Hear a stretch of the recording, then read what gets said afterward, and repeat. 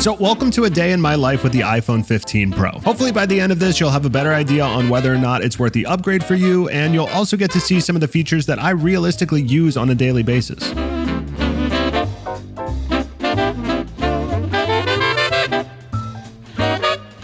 So the reason I picked today for the day in the life is because it's actually a super exciting day. It's currently 8:40 a.m. Battery's at 100%, but today's the day we're getting keys to the dedicated studio. I'm grateful to say, but I've just kind of outgrown this corner of my room as this person is doing yard work outside. My girlfriend and I both work at home. She works in this room. I work right here. Also, she's working, which is why I'm being quiet right now. It's something that's been in the works for a couple months now. Been searching for places nonstop, trying to find a place that's good for making content, that also makes sense location-wise and price-wise for where I'm at with all the tech creation. I finally found a place, the lease is signed, and I pick up the keys at 11 a.m. today. But first I gotta get some work done. I think after 2 months of use, it's safe to say that this is a really well-designed iPhone. I'm coming from the 11 Pro, so I was definitely in need of an upgrade, and the 15 Pro feels familiar yet entirely new. Design-wise, you're going to see the biggest changes with the new titanium frame. The back glass is now one piece, making it easier to repair. Of course, the action button, better camera, and finally, USB-C. Now, as you can see, I've already cracked my screen protector, but I have no clue how that happened. Last thing we need to do is a quick throw test. Yeah, so obviously I can be tough on my phone, but I've experienced no actual body damage to the phone itself, which has been great. Screen-wise, I've been really enjoying the 6.1-inch Super Retina display. It's been great for things like editing photos, reviewing my content, or other things like watching sports, scrolling on social media, and watching YouTube. It's also nice knowing that I have 2000 nits of peak brightness should I need it. Oh my God. It is so cold. Okay, let's get the car going. All right, it's currently 39 degrees outside. I live in Georgia, so I'm used to a little bit warmer weather than this. Of course, I picked the coldest day to go do this. Yeah, we're gonna drive over to the office now. Oh, the camera's sliding. Apparently the last tenant did not repaint one of the walls or patch some of the holes, so we're gonna have to get that sorted in the next few days. But for now, I just wanna go see the place, get some measurements. I also haven't made many long form videos. I kind of grew everything with short form. One of my big goals here is to start transitioning to long form content. I'm hoping this space will kind of enable that. It's gonna be a fun series. We're gonna be building it out. Of course, I'm gonna have a video on that too. All that being said, expect some more long form content soon, and I'll see you over at the studio.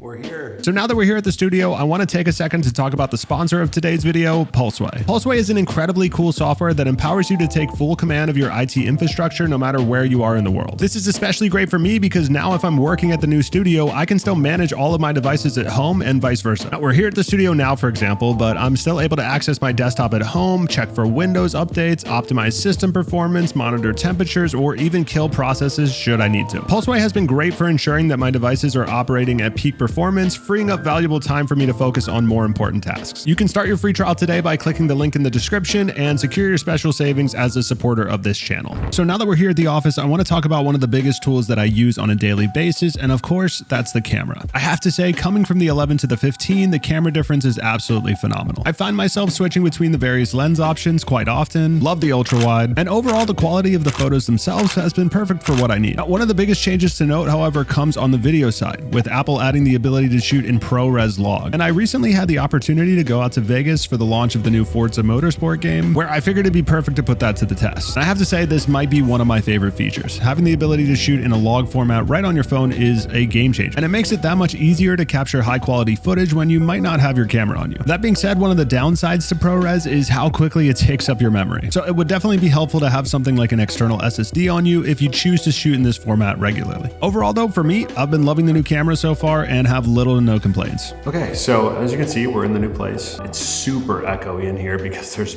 literally nothing in the room. Phone's doing pretty well. We've taken some pictures, measured some things. It's 11:25 a.m.